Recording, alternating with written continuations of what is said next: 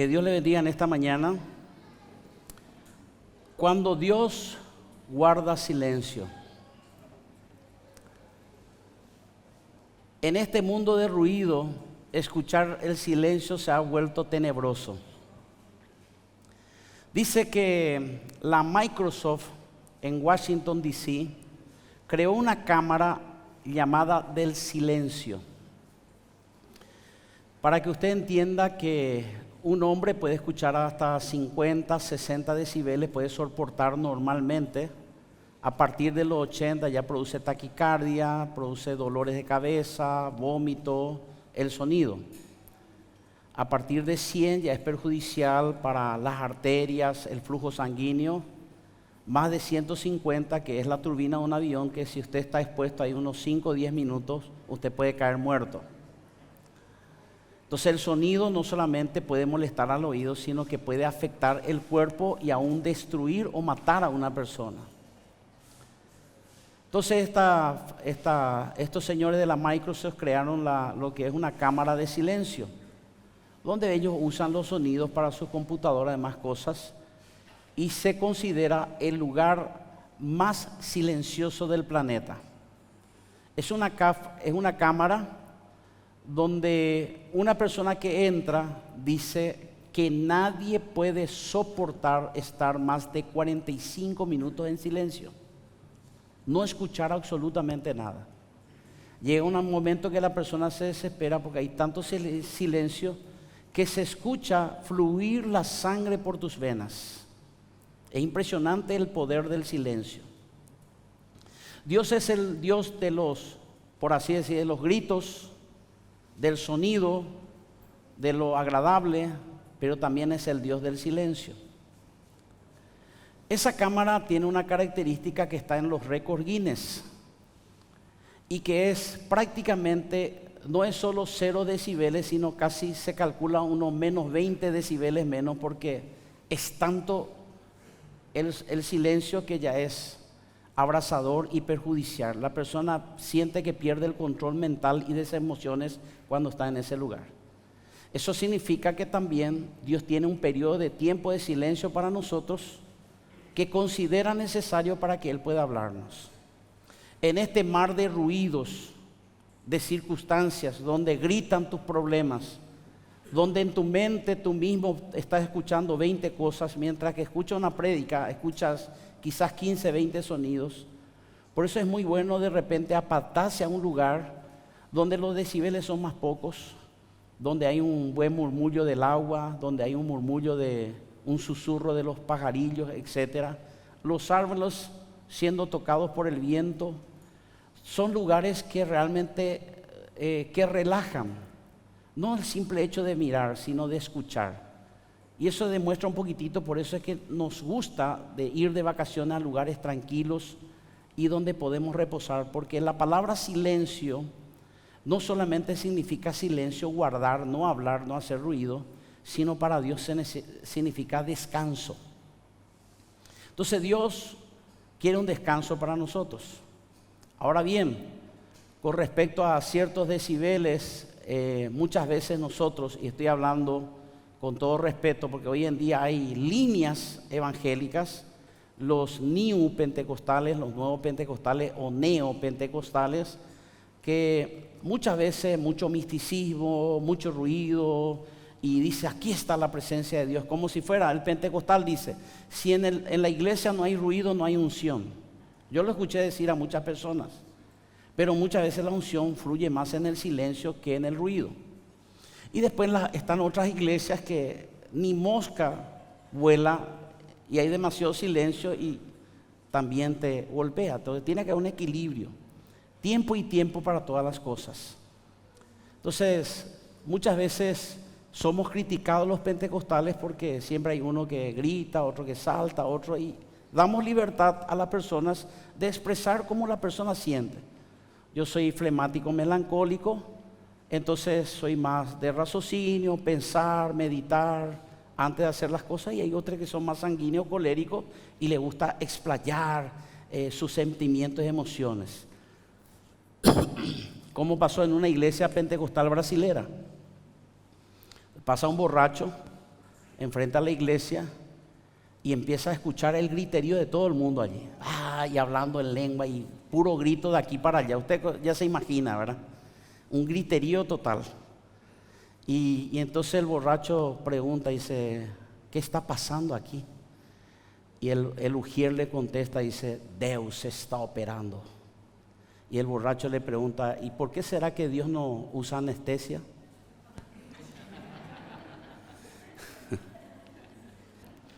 Dice, Dios está operando.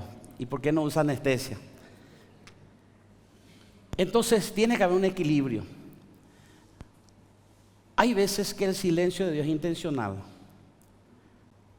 El último profeta, escritor fue Malaquías, en el año aproximadamente 400. Aunque el último profeta que murió fue Zacarías, año 400 antes de Cristo. Allí Dios guardó silencio, 400 años. Iba a traer mi Biblia y mostrar, ¿verdad?, que hay desde el Antiguo Testamento, para pasar al Nuevo Testamento, hay una hoja blanca en el medio que divide el Antiguo Testamento con el Nuevo Testamento, y muchos colocan una hoja blanca para pasar al Nuevo Testamento. Muchas Biblias traen así. Y esa hoja blanca, aunque usted no lo crea, no tiene nada escrito, pero te está hablando del silencio de Dios. Yo no sé cómo hizo Dios para guardar silencio con el hombre 400 años, aunque dice que para él un año es, un día es como 1000 años y 1000 años es como un día. Quizás lo que él guardó fue 4 segundos en su tiempo eterno, no lo sabemos. Pero de repente también él rompe el silencio diciendo, Juan el Bautista, el que rompió el silencio, he aquí, dice, preparen el camino del Señor, hagan calzada, porque el Señor está viniendo y se va a manifestar. Entra Juan el Bautista a romper el silencio de una forma profética impresionante y sobrenatural. Pero hay una canción que dice, y también hay frases que dicen, que el silencio de Dios no significa ausencia de Él. Que el silencio de Dios no significa que Él no está trabajando, que Él no está obrando. Y ahí es cuando dice el salmista David, haciendo una alusión ya al Cristo, que aquí vemos al Cristo crucificado, 700 años antes de Cristo, profetizado. Pero esta palabra también es para nosotros cuando dice, Dios mío, ¿por qué me has desamparado? ¿Por qué estás tan lejos de mi salvación y de las palabras de mi clamor? Escuche bien lo que está diciendo. Es la misma oración que tú y yo hacemos en las aflicciones y en los dolores que son terribles. Y decimos, Señor, ¿hasta cuándo? Señor, respóndeme. Señor, escúchame. ¿Será que me escucha Dios? ¿Acaso usted nunca se hizo esa pregunta? ¿Será que Dios me está escuchando? ¿Será que Dios tiene cuidado de lo que yo estoy sintiendo, percibo? Dios mío, clamo de día y no respondes. O sea, yo clamo, yo hablo y Él no dice nada. Solo está en silencio. Y aún de noche y no hay para mí reposo. Tu silencio, por así decir, me está matando. No solamente el problema que estoy sobrellevando, sino el silencio que estás guardando. Pero tú eres santo, tú que habitas entre las alabanzas de Israel. Dos cosas podemos encontrar aquí: clamor y adoración. Son dos cosas, dos palabras que tienen una relación. Que mientras que yo estoy esperando, estoy clamando, estoy orando, por más que no veo respuesta, pero sigo adorando. Cuando yo le estaba hablando de esa situación en esta mañana temprano, de lo que pasamos, yo no estuve fuera de la paz. En ningún momento salí de la paz. Tenía una comunión, sentía la mano de Dios sobre mi vida. Decía, yo estoy controlando, yo estoy detrás de esto. Tú no te preocupes. Aunque yo no te estoy diciendo nada, porque pasó como 6 horas hasta que Dios me dio la palabra y me dijo, hace esto. Y ahí cuando amanecí, dormí 1 hora y media, amanecí porque tenía que hacer tenía otras actividades y compromisos, como a las, 6:30, y ponerle 1 hora y media lo que dormí, me levanté y hice lo que tenía que hacer, y ahí estaba sin dormir. Y a propósito, lo mismo me sucedió anoche. Yo estoy solamente en 2 días durmiendo 4 horas en total, porque ahora estoy también con 2 horas de haber dormido 24 horas. Pero no sé cómo explicarle, siento gozo, siento adrenalina, siento fuerza, porque sé que Dios está actuando. Porque en el momento que Dios guardó silencio, Él no dejó de operar en esos 400 años. ¿Sabe qué hizo? Él, entre comillas, mandó traducir el hebreo al griego y nace la Biblia de la Septuaginta en la Biblia en el griego koiné, que era el idioma más hablado en el mundo en ese momento. Para que usted tenga idea, había como 300 millones de personas. Desde el año 1 hasta el año 1000 se cree que no varió mucho esa cantidad de población de 300 millones del año 1, del siglo 1 hasta el siglo sería décimo, que serían 1000 años, 300 millones. Pero Dios sabía que de los 300 millones, de los 4.500 idiomas, más de 3.000 dialectos estaban las más habladas. Y la más hablada era el griego koiné. Y Dios dijo, necesito llegarle a esta gente, entonces voy a hacer que la palabra de Dios ya esté preparado para que cuando venga mi hijo Jesús, Él predique y la gente lleve el evangelio y puedan hablar en el idioma del griego koiné, y le va a llegar aproximadamente a 1/3 ya de la población del mundo, que es 100 millones de personas que hablaban aproximadamente el griego koiné en ese tiempo, hasta el año 1000.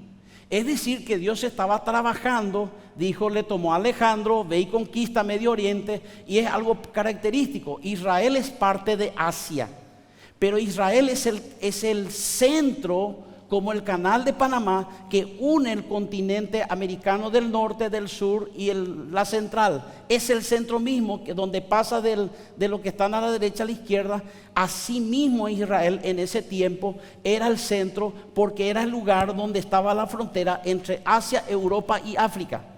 Toda esa zona del mar Mediterráneo era la conexión.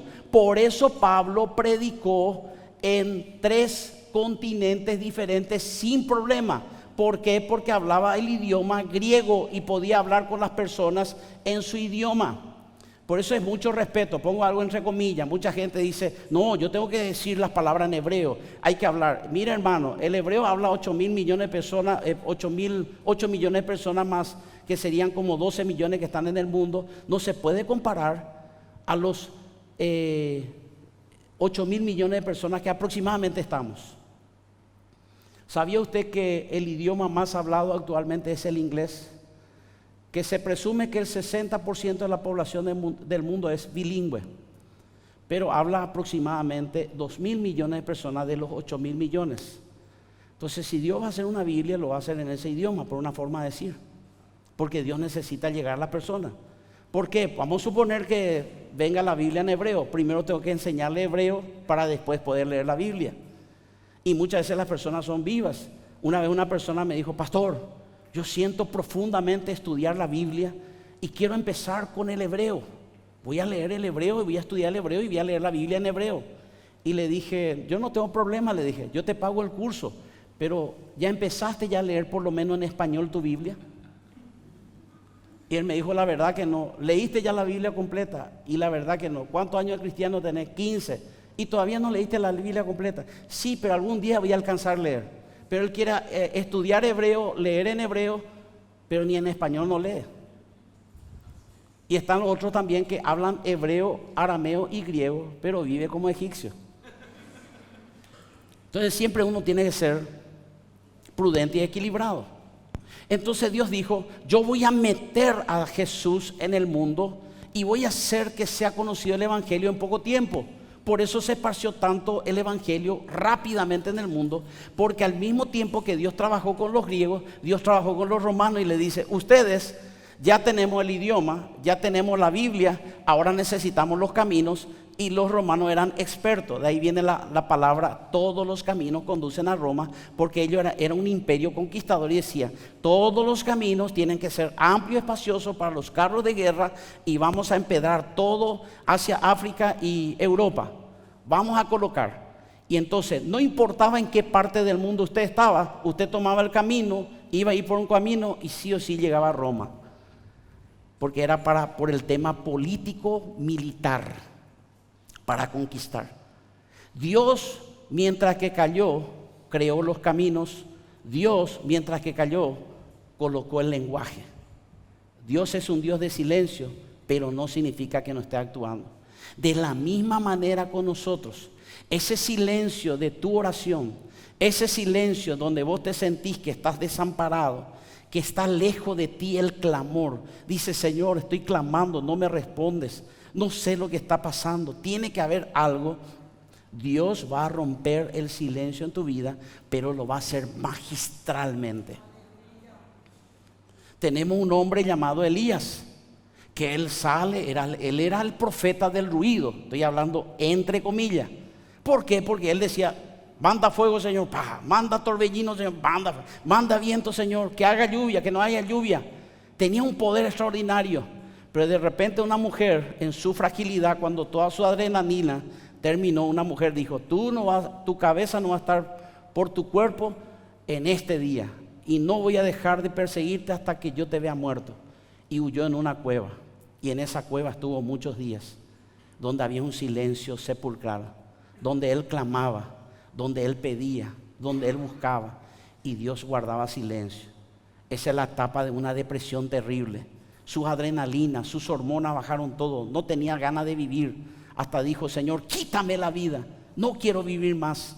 Señor, solo he quedado yo, no hay nadie más profeta, no hay más gente, nadie te ama, nadie te quiere. Hay solamente idolatría, fornicación, pecado en el mundo. ¿Qué está pasando, Señor?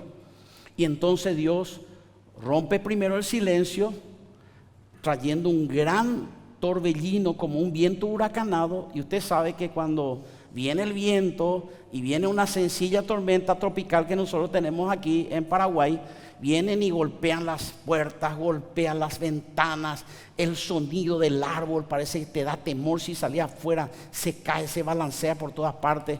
Y él salió y vio, y Dios no estaba allí. Aunque él conocía al Dios del ruido, al Dios que hacía todas esas cosas. Y dice: pero también te quiero mostrar algo, Elías. Entonces después viene un fuego. Ahora, yo no creo que el fuego haya venido como se prendió una lamparita acá, hay fuego, vinieron ángeles con lámparas. ¿Sabes que para que haya fuego, probablemente hubo una explosión volcánica? Probablemente. ¿Por qué digo explosión volcánica? Es una suposición. Yo no estoy diciendo que hubo, solo estoy suponiendo, porque dice que cayó fuego del cielo, había un ruido, un estruendo impresionante, pero Dios no estaba allí. ¿Sabes por qué? Y Dios dice: no puedo manifestarme a tu vida, porque esa es tu vida, una vida de huracán, una vida de torbellino, una vida volcánica. Tiene una vida que no te paras y escuchas. Te necesito, Elías, en silencio. Porque la oración no solamente es que tú hables con Dios, sino que Él hable contigo. La oración no es que Dios te escuche a ti, sino que tú le escuches a Dios. Y yo te voy a decir algo que quizás va a tocarlo tú en tu corazón y te va a molestar quizás lo que te digo, pero tengo que decirlo. Muchos de nosotros decimos: yo he oro 1 hora. Y yo le digo: ¿qué te dijo Dios en esa 1 hora? ¿Qué te habló Dios? Cuando yo le hablé esta mañana, le estoy diciendo: esto Dios me habló y esto lo voy a hacer. Y Dios respalda lo que Él habla. Dios te va a respaldar en lo que vos hablas, porque Dios te dice que tú lo tienes que hacer de esa manera, pero tienes que tener. Y entonces yo suelo decir que yo paso tiempo, y por favor que no me malinterprete lo de las redes, yo cuando oro es cuando más silencio guardo. No sé si lo va a entender. Porque digo, escúchame bien, le hago algo matemático y lógico. ¿Qué es más importante? Que le diga a Dios todo lo que yo siento, lo que yo pienso, lo que es mi idea, mis proyectos, siendo que Él ya lo sabe todo. ¿Es más importante que yo le hable a Dios de lo que yo quiero de Él, o es más importante escuchar lo que Él quiere de mí? Por eso paso más tiempo escuchando. Aquellas personas que me conocen en casa, yo soy una persona que hablo aquí hasta por los codos. Pero cuando estoy en mi casa, silencio. Más todavía que mi esposa me dice: ahí ya, peor todavía. Firme, silencio. guardo mucho tiempo en silencio porque ahí escuchas, porque ahí percibí lo que Dios te dice. Y escúcheme bien en el nombre de Jesús. Cuando Dios te habla algo y te dice que lo hagas, es porque Dios ya está detrás y te va a respaldar al 100%. Cuando usted habla de mi ministerio, cuando yo hablo con personas, la pastora Beatriz, Betty, estábamos en San Lorenzo, y yo le veo dice, esta mujer está en aflicción, tiene esto, tiene paranoia, tiene esquizofrenia, y cuando le miro, yo ya veo el problema y Dios me dice, hizo esto. Esto fue lo que hizo esta mujer. Yo no puedo porque es una persona que viene a la iglesia, en la iglesia hija que tenemos en San Lorenzo. Y entonces yo escucho y entonces le digo, ¿le confronto o no, Señor? Y me dijo, no, solo pregúntale. Y le dije yo a la mujer, dime, ¿qué sientes que te remuerde el alma? ¿Qué sientes que te carcome tu vida? ¿Qué sientes? ¿Qué es lo que hiciste que notas? Y dice, hice esto. Esto me carcome. Después otra persona vino y me dijo, no, lo que pasa es su problema es esto. Le dije, no, le dije, esta es la raíz del problema. Y cuando oramos, yo te puedo asegurar que esa mujer durmió, descansó, porque estaba sin dormir, sin descansar, sin tener vida, con depresión, sus ojos ojerosos. Todo eso cambia porque escuchó que la voz de Dios que le dice, te perdono, te bendigo, confiésalo, Dios te perdona, Dios te ama. Esa persona es impactada porque usted le habla lo que usted escuchó de Dios y usted eso es lo que usted le dice a esa persona. Esa es la forma de ministrar en ciencia o revelación o como sea, como usted le quiera llamar. Y eso no es para pastores, es para todo hijo de Dios que tiene una conexión con Dios. Entonces, Dios dice que rompió el silencio. Elías, deprimido, dice, hay momentos, hermano, ahora me va a entender mejor, que ni aún un ángel que se te presente dice, acá come dice, y le ve a un ángel ahí con su ala revoloteando, todo resplandeciente. Andate vos. Eso fue lo que Elías le dijo al ángel. Yo no sé, me levantaría y me borraría. Sí, Señor, ¿qué quieres que haga? ¿Qué dice Dios? No, él estaba tan deprimido que ni aún un ángel no escuchó la voz. Porque estaba lleno de ruido su mente. Le llevó a un silencio. Pero de repente dice que entró un silbo apacible. El silbo apacible es de 10 decibeles aproximadamente. Es algo, dice, que crea una armonía en nuestro cuerpo. El simple hecho de estar así, esto, no sé, no entiendo, pero el sonido del silencio, del murmullo es algo bueno. Entonces, porque si Dios tenía que hablar con Elías en el momento del ruido, tendría que gritarle a Elías para que le escuche. Padres van a entender lo que yo estoy diciendo. Tu hijo te discute, te dice esto y te empieza a gritar y te dice, no, pero esto, que aquello, que bla, bla, bla. Y tú le dices, mira, cállate primero, respira hondo, escúchame. ¿Cuántos padres hicieron eso? Porque no puede obedecer ni escuchar cuando está con ruido en su cerebro. Necesita acá decir, sí, respira hondo, respira hondo. Y ahí tu padre te va a hablar. Eso hizo con Elías. Entonces, susurro es algo, escuche bien, susurro no es hablar con la garganta o con las cuerdas vocales. Es usar el sonido de la voz de tu aliento. Es eso, es como decir, quiero hablarte. Quiero hablarte. Para que yo pueda hablar con una persona así y que me escuche, literalmente Dios bajó, le agarró en los brazos a Elías y le dijo en su oído, ¿qué haces aquí, Elías? Y ahí dijo, Dios está aquí. Y cuando él se paró y dijo, Dios está aquí, le dijo, ahora Elías, levántate, come, bebe, porque todavía nos queda un trayecto para la vida que recorrer. Hazlo, pero me levantarás a un Jehú, me levantarás a un sucesor como Eliseo, y voy a mostrar la gloria de Dios para que todo aquello que tú hiciste quede como un legado. Tan grande es el legado de Elías. Escuche, para un judío ortodoxo, los dos profetas mayores del Antiguo Testamento dicen Moisés y Elías. Por eso es que no era algo normal, no era anormal que en la transfiguración con Jesús aparezca ¿quién? Moisés y Elías. ¿Por qué? Porque son la mayor figura y escuchó la voz de Dios.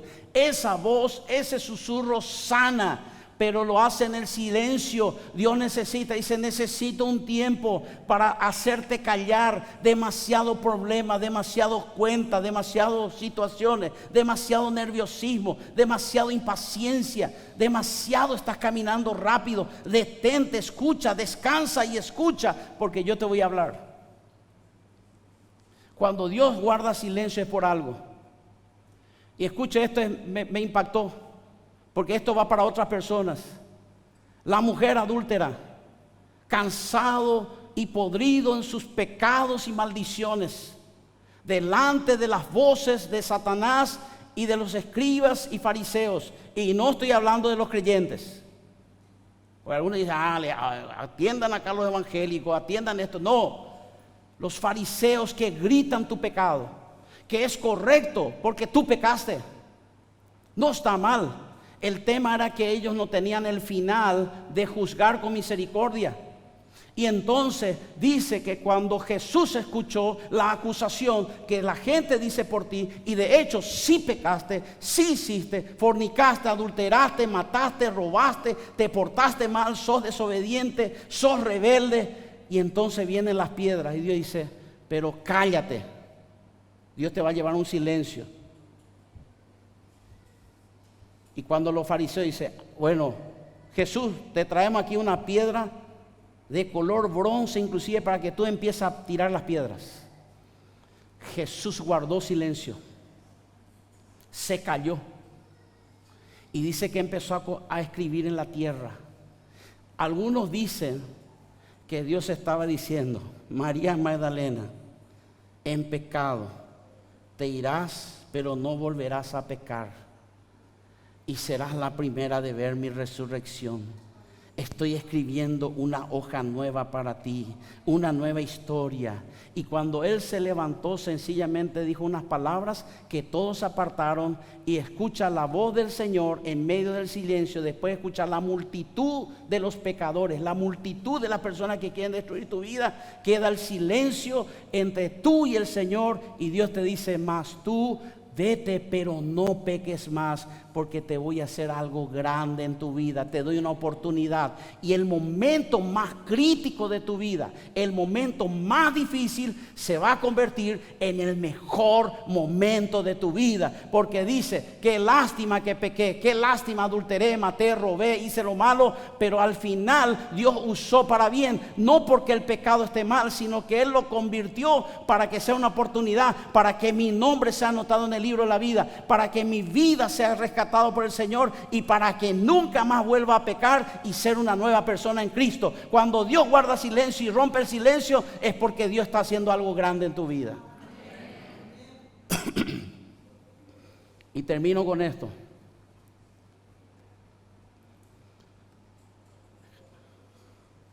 Jesús, como cordero, fue llevado al matadero y guardó silencio delante de sus agresores. Pero yo noté algo muy importante cuando estaba estudiando la vida de Jesús. Él, señores, aparece en su nacimiento, aparece a los 12 años cuando era en el templo, le enseña a los maestros de la ley la palabra, les da las revelaciones, todos se impactan con él. Vienen sus padres y dicen, tienes que sujetarte, todavía eres menor de edad, no es tu tiempo. Y a partir de los 12 hasta los 30 años, llevó 18 años de silencio. Pero de repente Dios le dijo, este es tu tiempo. y estaba Juan Bautista, Juan 1:29. Se da la vuelta a la gente, la multitud que se estaba bautizando, dice: he aquí el Cordero de Dios que quita el pecado de este mundo. Y empezó a predicar durante 3 años. Sus palabras quedaron marcadas en la historia.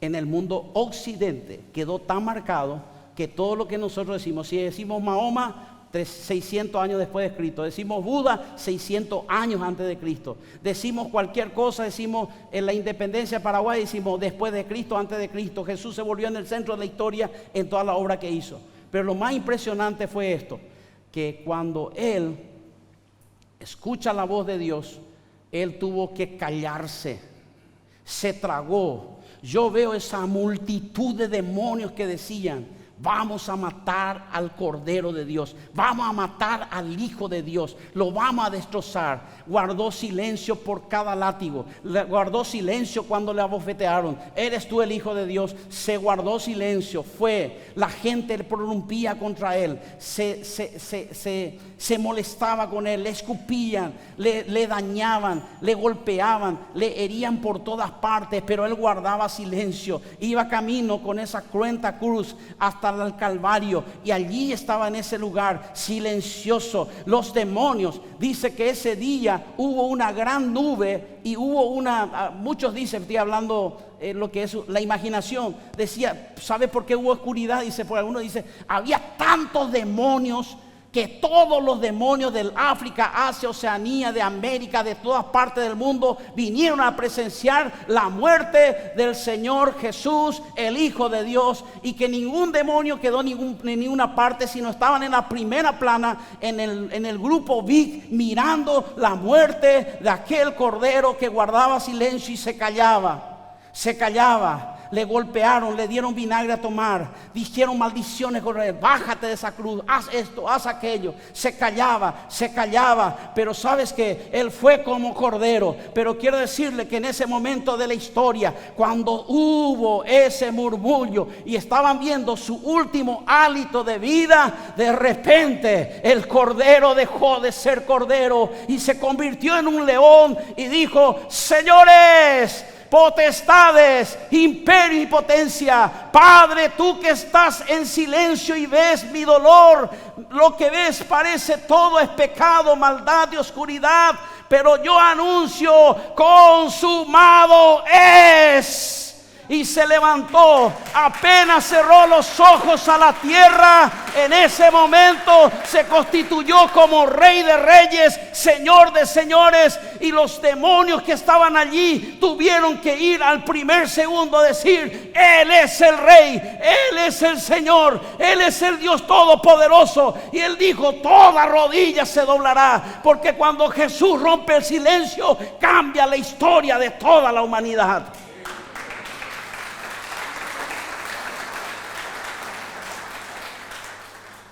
Estás en un proceso de crucifixión. Estás en un proceso de dolor.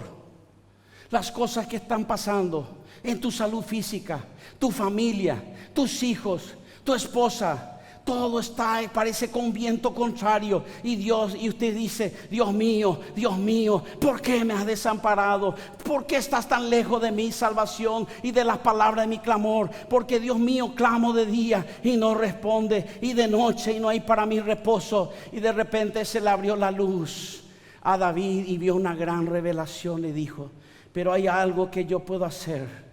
Me doy cuenta que él guarda silencio, pero hay algo que él no puede dejar de soportar, y es mi adoración y mi clamor profundo de decirle: Señor, sobre esta enfermedad, sobre este dolor, sobre esta circunstancia, sobre este infierno que estoy pasando, Señor, bendito eres. Jehová dio, Jehová quitó, bendito es el nombre de Jehová. Y empezó a alabar a Dios y dijo: como él no puedo escucharle, con mi adoración le traeré, porque Dios habita en medio de la alabanza de su pueblo.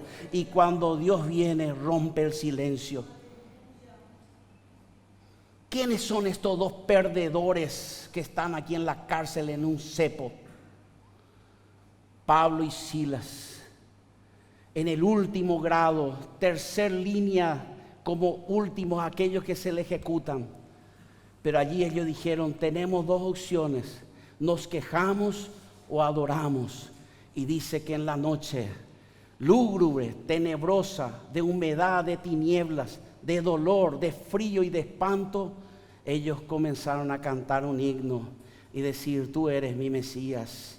Dios no se resistió, entró en esa cárcel húmeda, en esa cárcel sucia, deprimente y paupérrima, para romper su silencio, y un gran estruendo se rompió y todas las celdas, toda la prisión fue conmovida y gritaron diciendo, ¿quién eres tú que tienes un Dios tan grande? Hasta el centurión viene a decir, ¿quién eres tú? Quiero ser salvo, ¿qué debo hacer para ser salvo? Dios rompió todas las prisiones, Dios rompió todas las cadenas, destrozó esa cárcel. ¿Estás en prisión? ¿Estás en desamparo? ¿Estás en silencio el Señor? Puedes romper. Dios tiene algo maravilloso, y no lo digo como un cliché. Es como decir, no, como tú eres predicador tienes que decir eso. No lo digo, es real, es real. Él está aquí, Él está contigo. Él dijo, voy a estar contigo. Estás enfermo, estoy contigo. Estás con salud, estoy contigo. Tienes hijos, estoy contigo. No tienes hijos, estoy contigo. Tienes esposo, estoy contigo. No tienes esposa, no tienes familia, te separaste, te divorciaste, estoy contigo.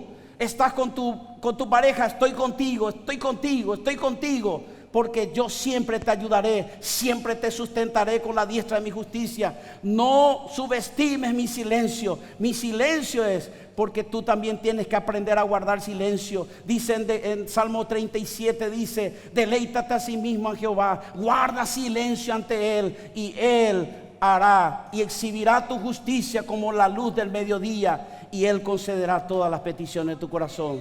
A su nombre sea la gloria, la honra y el poder. Ponga la mano sobre su corazón. En el nombre de Jesús. Sé que en muchas etapas de mi vida me hablaste mucho, en otras guardaste silencio, pero sé que estás. Señor, por eso hoy digo, en un acto de fe, lo único que haré es alabarte, adorarte y bendecirte por siempre y para siempre. Te bendigo, Padre, en el nombre de Jesús, y declaro que tú eres Dios. Aunque Jehová dio, Jehová quitó, bendito sea el nombre de Jehová. Tengo abundancia, bendito sea el nombre de Jehová. Tengo decadencia, bendito sea el nombre de Jehová.